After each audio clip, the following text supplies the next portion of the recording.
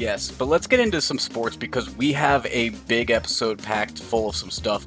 The MLB, we're going to get into some betting talk right out the gate because Brett, the Oregon Sportsbook has some interesting player props for this short 60-game season, and it's home run totals with the likes of Mike Trout, JD Martinez, Giancarlo Stanton, Kyle Seager, Chris Davis, Alex Bregman, Acuna Jr., Anthony Rizzo, Mookie Betts, Alonso, Harper, Gallo, and Nelson Cruz. So some interesting names out here that you can do, and I like a few of them. None of them are more than I think about 17 and a half for the over-under of home runs hit. Somewhere down near like 13 and a half or 12 and a half though, and I'm eyeing those ones like with Acuna Jr., Yelich, and Harper. Yeah, I mean, I would definitely stay away from Trout. His wife is due with a baby, and I want to say August. I think maybe I'm wrong on that, but his wife is definitely due with a baby soon, and he could miss a day. He could miss 2 weeks because he leaves the bubble and has to quarantine. Like that's a lot of home runs, or excuse me, that's a lot of at bats. Or he might not be able to leave and he might have to make the uncomfortable decision of not being there with his wife during that time. I was seeing that he is expected to play and there isn't expected to be any Angels really missing from this roster. I even saw some recent news from the Angels general manager Billy Epler confirming on Tuesday that Shohei Ohtani is going to be playing the two ways that he initially came into the MLB, going to be pitching and doing some designated hitting. The Angels even said they might go with a six-man rotation for this shortened season. So, some interesting things to see there, but some good news for me and my MVP bet with Shohei Ohtani. Yeah, the Angels added some arms in the off season. They're not elite arms, but Julio Tiron and Bundy from the Orioles come over, and obviously they had Heaney last year, so they have some arms. They spent some money on arms, so I could definitely see them trying to expand the rotation and get all those guys in there. Especially like other teams, similar situations like the Mets, right? They add Porcello, they add Waka. They think, oh, we have depth. Well, maybe you just have more arms and you can throw out there. I would say I am leaning on those bets with Acuna Jr., Christian Yelich, and Bryce Harper hitting over 13 and a half home runs, mainly because of this uncertainty with the coronavirus and the increase of cases that we have seen, that I'm going to wait till a little bit closer till the season's actually going to happen before I would place them because we just saw today, Brett, Mexico canceled their baseball season due to coronavirus. It was expected to start on August 8th, but they're canceling that. The minor leagues, they're officially not playing at all and everything. So the MLB's trying to get something done, but I'm going to wait until it's a little bit closer before I actually put money back into the system with the MLB, I think. Yeah, I mean, the minor leagues are done for the year. So like you said, we knew that. But it's always sad when you hear the announcement, right? Like even when you know Yes, something, it just hits home differently. Like it's the shit, final nail in the coffin. there's really no minor league baseball. Like we really only drafted 5 rounds worth of people this year.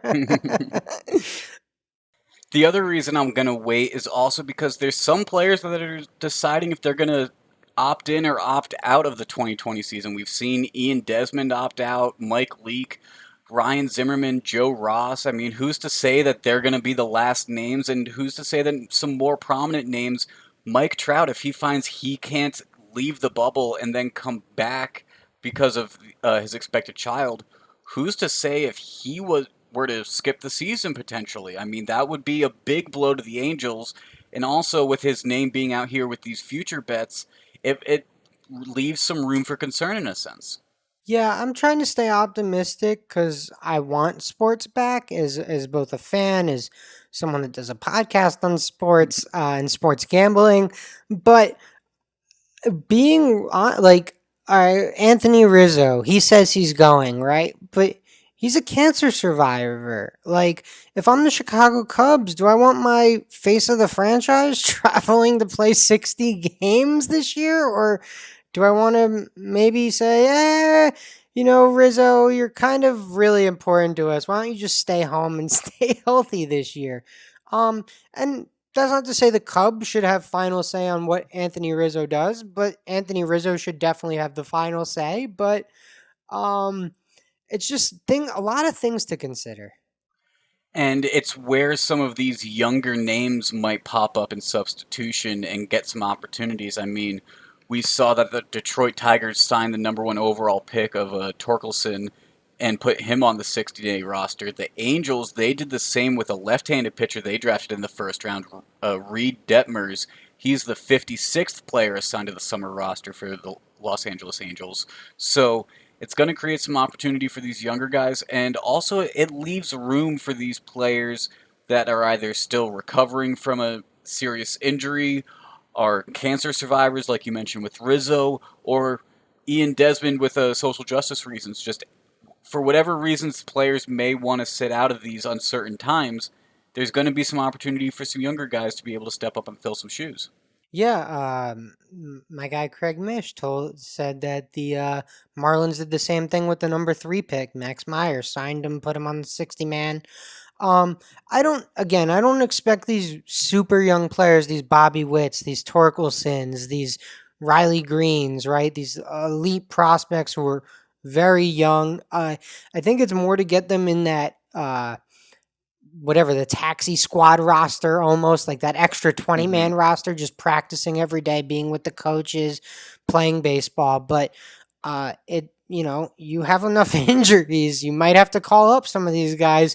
No one expected Juan Soto to be in the majors as a 19-year-old, and then all of a sudden he's starting in center field. So crazy things can happen, and it's exciting to see that Torkelson, who was drafted number 1 overall less than a month ago, maybe exactly a month ago, somewhere in that range, uh, he is now has the opportunity to go play professional baseball, and we weren't sure if that was going to happen this year. And I think you mentioned one of the biggest parts of the opportunity that I'm talking about is being with the major league team, up with those coaches, up with that roster and that level of talent to gain that experience. I don't think you necessarily need to get the opportunity or the experience on the field for some of those young players to be able to treat this shortened season as a benefit towards their career moving forward.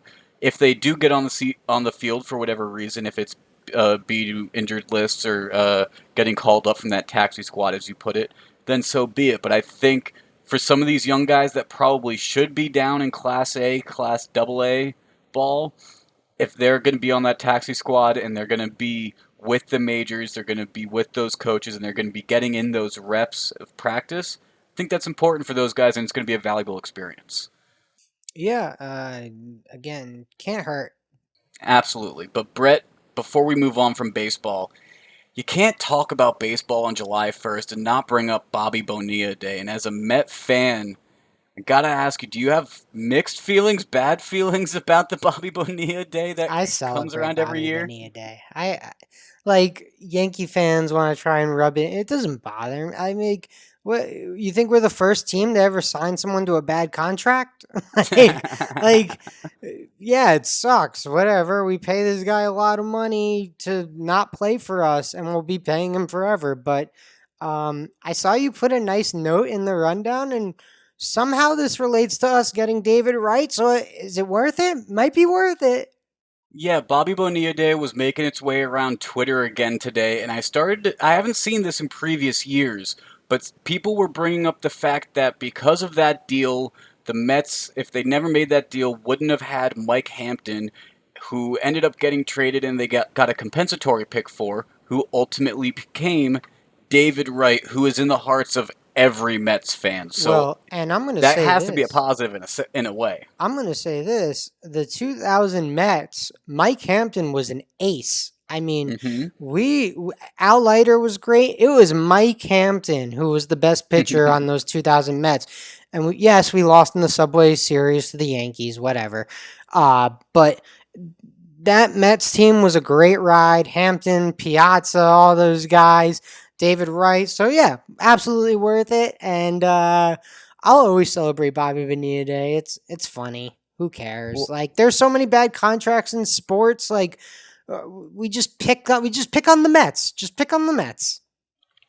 if I remember correctly, the Bobby Bonilla contract goes until about 2030 or so. So I think Yeah, we have about another 2035. decade of celebrating this day, and who knows, maybe a plaque should be put up once the Mets finally pay off Just that retire contract. his number.